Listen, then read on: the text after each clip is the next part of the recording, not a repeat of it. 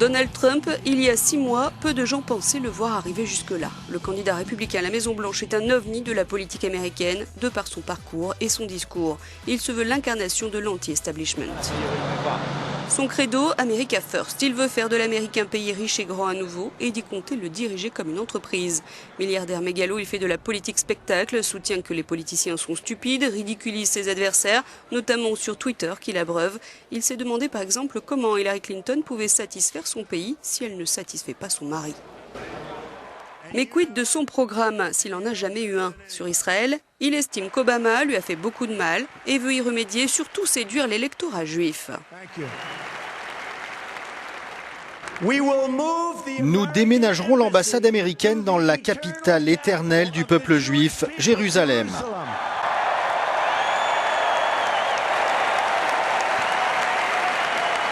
Et ça marche. En matière de politique étrangère, Donald Trump veut aussi se rapprocher de Vladimir Poutine, qu'il admire et se dit prêt à renouer le dialogue avec le leader de la Corée du Nord, Kim Jong-un. Il veut aussi, du même coup, remettre la Chine au pas. Je lui parlerai, je n'aurai aucun problème pour lui parler. Je mettrai beaucoup de pression sur la Chine, je mettrai la pression sur la Chine. Nous avons un immense pouvoir sur la Chine. La Chine peut régler ce problème avec la Corée du Nord par un coup de fil. Donald Trump a également une vision simpliste de la guerre contre le groupe État islamique et des dangers que représente l'islamisme radical. That's why he's calling for a temporary shutdown of Muslims entering the United States until we can figure out what's going on.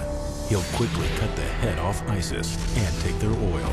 And he'll stop illegal immigration by building a wall on our southern border that Mexico will pay for. We will make America great again.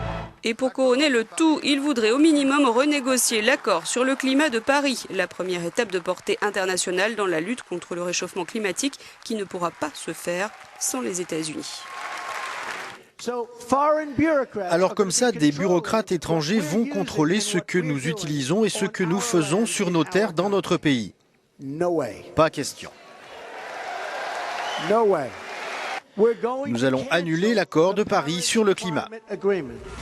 Raciste, impoli, souvent taxé de misogynie, Trump est parfois aidé de sa femme, notamment pour rattraper ses errements sur l'avortement, qui selon lui devrait redevenir illégal. Il a même déclaré début avril que les femmes qui ont retour devraient subir une sorte de punition.